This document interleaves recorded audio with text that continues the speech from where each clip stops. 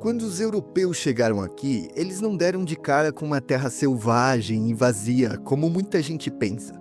O que eles encontraram foi um território pulsando de vida e uma renca de povos indígenas que já estavam aqui por muito, mas muito tempo no continente. Essas famílias que viviam no que hoje a gente chama de Brasil eram verdadeiras mestres da natureza. Sabiam exatamente quais plantas podiam comer, quais curavam, quais davam ruim, sabiam os caminhos dos bichos, as épocas do ano a quais eles apareciam e, o mais importante, sabiam como lidar com eles, seja caçando ou seja respeitando.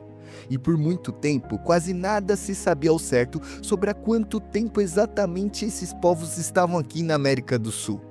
Tudo era muito nebuloso e cheio de teorias maldosas. Foi lá para os anos 1990 que os cientistas toparam com um dos achados mais emblemáticos da nossa história. A Luzia, uma mulher brasileira que viveu por aqui há cerca de 11.500 anos. Isso mesmo, 11.500 anos atrás. Ou seja, de mastodontes colossais a tatus blindados, nossos ancestrais disputaram território contra inúmeras feras que desafiavam nossa noção sobre megafauna. E é por isso que hoje eu, o macaco despido, te convido a fazer uma viagem no tempo, há cerca de 10 mil anos atrás. E com a ajuda dos fósseis e dos animais que também achamos nesse período, vamos conhecer os seres pré-históricos que conviveram com nossos povos ancestrais. O primeiro bicho dessa nossa viagem no tempo, e talvez o mais icônico de todos, é o temido tigre-dente de sabre. Pouca gente sabe, mas esses felinos colossais não eram exclusividade da América do Norte. Eles também reinaram aqui, em pleno território brasileiro.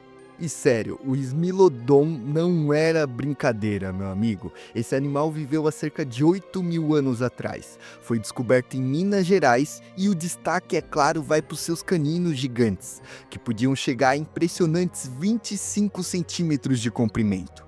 E o diferencial do que muita gente pensa é que eles não usavam essas presas para segurar suas vítimas como os leões modernos fazem.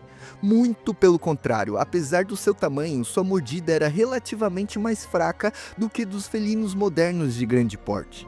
Então, o jogo dele era outro. Ele provavelmente usavam esses dentes como punhais para perfurar partes vitais, como o pescoço ou até mesmo o crânio de suas vítimas, o que fazia com que elas sangrassem até perderem a sua vida. E como tudo no Brasil é escandaloso, o Smilodon populator, que vivia aqui na América do Sul, era nada mais nada menos do que o maior felino que já existiu na história da Terra. A onça-pintada fica pequenininha perto dele, até mesmo o leão africano moderno perderia facilmente numa comparação de tamanho.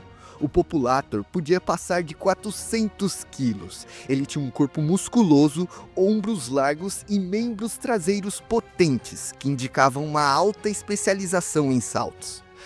Gente, vale lembrar também que o nome tigre-dente de sabres é um apelido genérico para várias espécies diferentes de felinos pré-históricos. E sim, existiram outros tipos além do populator. O Smilodon fatalis, por exemplo, era um pouco menor e predominava mais na América do Norte. Mas seus registros fósseis indicam que ele também chegou a dar uma passadinha no sul do Brasil. E é claro, onde tem predador gigante, também tem herbívoros colossais. E olha, no quesito herbivoria, as espécies brasileiras foram sem dúvidas as mais excêntricas. Entre um dos possíveis alvos do Smilodon populator, temos o incrível Toxodon, um dos mamíferos mais esquisitos de toda a megafauna. Cara, sério, olha esse bicho. O Toxodon parecia um experimento genético de mau gosto. Tinha um corpo de hipopótamo, uma cara de rinoceronte, cabeça achatada e dentes enormes. Se você olha uma reconstrução dele hoje, vai achar que ele é uma mistura de cavalo, com rinoceronte, com uma pitada de porco e até mesmo uma anta. E tá tudo bem, tá? Até porque esse bicho era realmente uma bagunça evolutiva. O Toxodon fazia parte de um grupo extinto de mamíferos sul-americanos, chamado de Notogulata, uma linhagem completamente separada dos ungulados, que a gente conhece hoje como os cavalos e as vacas. Ou seja, ele formava um ramo todo próprio que evoluiu de forma independente aqui na América do Sul. Esse tanque de guerra ambulante chegava a medir cerca de 3 metros de comprimento, com um peso estimado de 1 tonelada. E apesar do seu corpão meio desajeitado, ele provavelmente era um animal muito, mas muito resistente e adaptado a enfrentar períodos e ambientes variados. Mas, como todo herbívoro de grande porte, ele também vivia sob risco.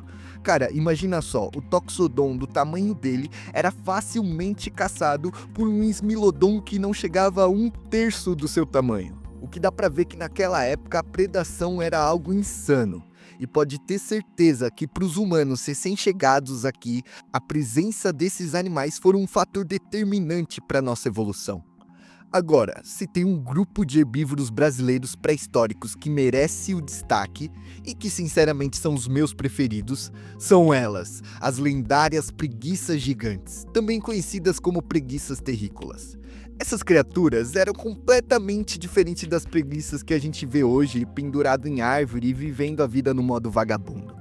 As preguiças gigantes eram colossais, altamente adaptadas e territorialistas, o que explica seu espalhamento em praticamente todo o Brasil e sua ramificação em diversas espécies. Era como se cada canto do país tivesse a sua própria versão dessa gigante peluda.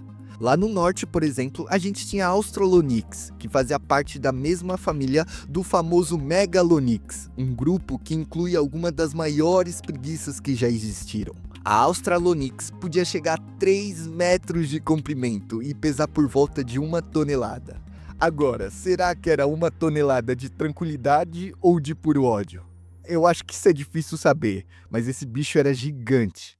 Já no sudeste brasileiro, os paleontólogos descobriram fósseis de 2 outras espécies um pouco menores que essa: o Nototherium maquinensis e o Nototherium scrivanensis. Apesar de não serem tão grandes quanto suas primas do norte, essas preguiças tinham um modo de vida bem curioso. Ao que tudo indica, elas eram semi-arborícolas, ou seja, podiam até subir em árvores menores para se alimentar, mas também se locomoviam no chão. Provavelmente também meio desengonçada, como se fosse um tamanduá bandeira moderno. Elas viviam de folhas, brotos e frutos numa dieta bem parecida com as preguiças atuais, só que numa escala muito maior e bem mais competitiva. Mas quando o assunto é tamanho e competição, nenhuma supera a mais famosa de todas, a Eremotherium. Essa sim era braba, cara. A Eremotherium podia chegar a impressionantes 6 metros de comprimento e pesar até 6 toneladas, basicamente o tamanho de um elefante africano. E o mais bizarro é que os fósseis dela já foram encontrados em praticamente todos os estados brasileiros. De norte a sul, de leste a oeste, ela dominava geral, se tornando a verdadeira rainha da megafauna brasileira. Agora imagina só andar por uma floresta brasileira 10 mil anos atrás e cruzar com uma dessas preguiças gigantes de pé, com o bração erguido e o peitão estufado para você. Imagina o primeiro ser humano que viu isso, cara. O que ele deve ter pensado? Acho que foi um mix de sentimento de puro cagaço com pura maravilha da natureza, sabe? Algo indescritível mesmo. O mais interessante é que apesar desse jeitão pacato e esse jeito duro que ela provavelmente tinha, ela contava com garras enormes, fortes o bastante para afastar predadores como o Smilodon. As preguiças gigantes ainda tinham uma habilidade que muita gente nem imagina. Elas cavavam tocas, mas assim, tocas ridiculamente enormes. Essas construções conhecidas hoje como paleotocas são basicamente túneis escavados por preguiças gigantes durante o Pleistoceno. E o mais doido é que elas ainda existem e estão em todo o território brasileiro. São centenas de túneis subterrâneos que resistiram ao tempo, inclusive podem chegar a mais de 100 metros de comprimento e vários metros de largura, o suficiente para você entrar e ficar de pé numa boa ali. E se algum dia você encontrar alguma paleotoca e entrar por lá, você ainda pode ver as marcas das garras dessas criaturas na parede. E meu amigo, para deixar uma marca de garra em uma rocha desse jeito, essa criatura aqui não era qualquer uma não, viu? Ela era muito forte mesmo. E se as preguiças já eram bem diferentes no passado, imagina os tatus. Aí sim a coisa fica estranha e bizarra. Os tatus modernos já têm aquele jeitão pré-histórico, né? Como um tatu canastra, que ainda vive no Brasil. Ele parece ter saído diretamente de um museu de paleontologia, chegando a 1,5 m de comprimento, o que já é um baita tamanho para um tatu. Mas nada, absolutamente nada se compara aos tatus gigantes que andavam por aqui há 8.000 anos atrás. Lá na região norte do Brasil, os paleontólogos descobriram fósseis de um tatu ancestral chamado Pampatherium, uma linhagem extinta, mas que mantinha aquele visual clássico do tatu que a gente conhece. O Pampatherium Humboldt, por exemplo, podia pesar cerca de 200 quilos e era basicamente uma versão bombada do tatu moderno.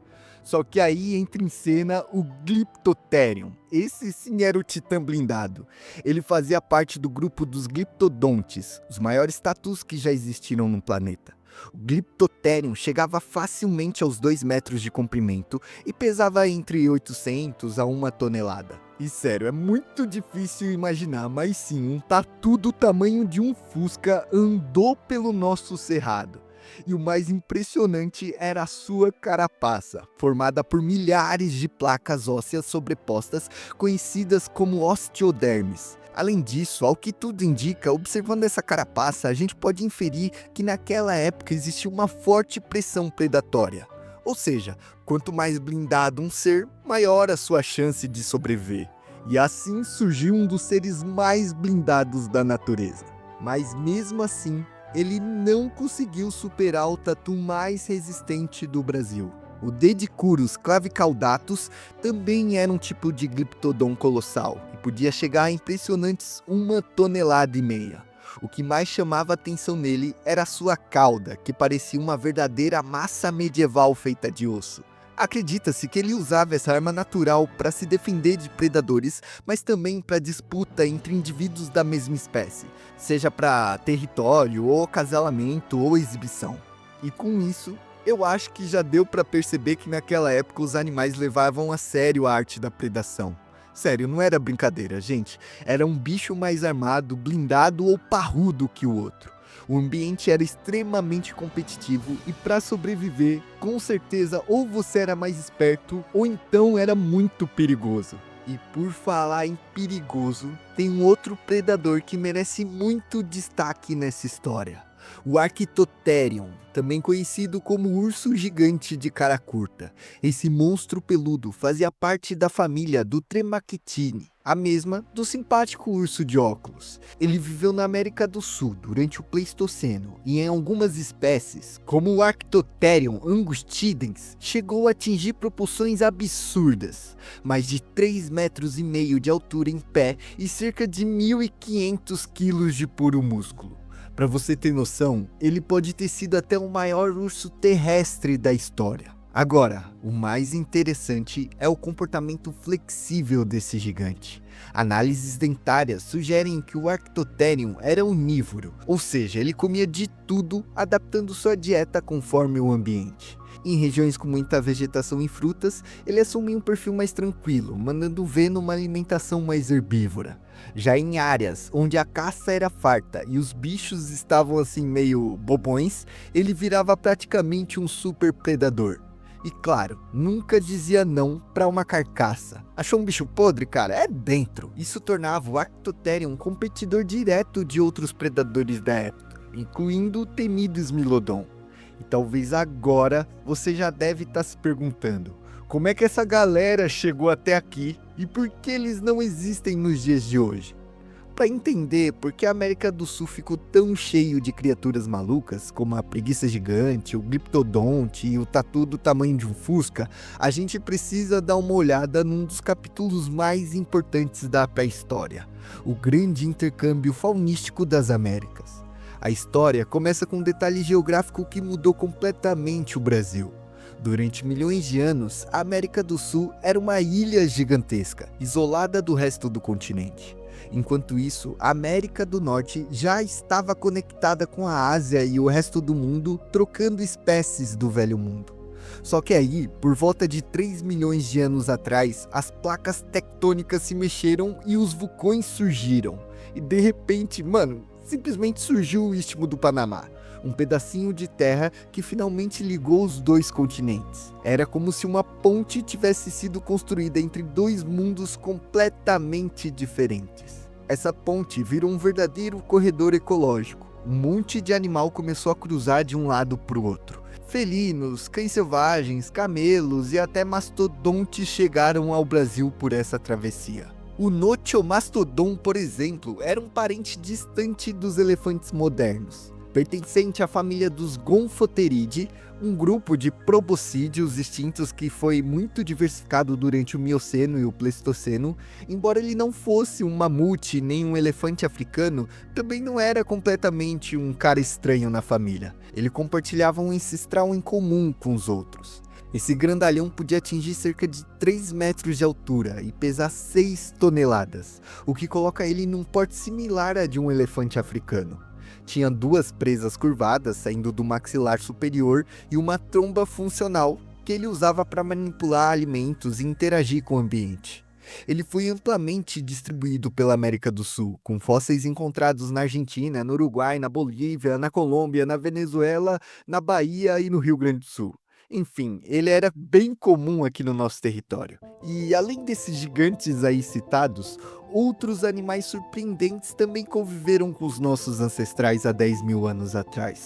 Um deles é a Hemialquenia, um gênero de mamíferos da família dos camelídeos, a mesma que inclui as lhamas e os camelos. Pode parecer estranho também, mas sim, já existiu camelídeo no Brasil. A Hemialquenia era um animal que se parecia muito com uma lhama moderna, só que uma proporção muito maior. Elas viveram na América do Norte durante o grande intercâmbio faunístico e se adaptaram bem ao ambiente sul-americano, especialmente nas planícies abertas daqui. Fósseis de Hemialquenia paradoxa já foram encontrados em diversos pontos da América do Sul, o que significa que esse animal adorava viajar. Mas nenhum herbívoro se compara a esse aqui. O Hippidion, um gênero de cavalo pré-histórico, habitou a América do Sul durante o Pleistoceno. Isso mesmo, mano, o Brasil, além de ter camelo, também tinha cavalos nativos. E esses cavalos eram totalmente esquisitos. O Hippidion descendia dos cavalos norte-americanos que migraram para a América do Sul durante o mesmo intercâmbio faunístico.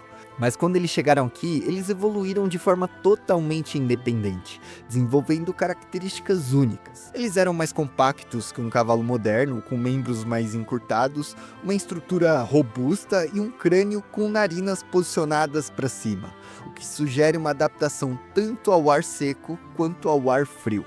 Fósseis de Hippidion foram encontrados em várias regiões da América do Sul e mostram que eles viveram lado a lado com a megafauna e os primeiros humanos que ocupavam o território brasileiro. Inclusive, acredita-se que eles foram muito importantes na dieta dos caçadores-coletores desse período, fazendo parte do cardápio principal dos povos originários. E como já não se bastasse esses camelídeos e cavalos selvagens, o Brasil também abrigou um bicho totalmente fora da curva. O Xenorhinotherium baiensis, o nosso baiano. Esse animal pertencia à família dos Macrauchenidae, um grupo de mamíferos já extintos. O Xenorhinotherium tinha uma aparência tão esquisita que muita gente o descreve como uma mistura de um cavalo com um camelo. Resumindo, ele tinha um corpo alongado, um pescoço alto, grandão e uma pequena tromba no seu focinho, parecida muito com uma de uma anta mutante. Ele foi identificado a partir de fósseis encontrados no nordeste do Brasil, especialmente na Bahia,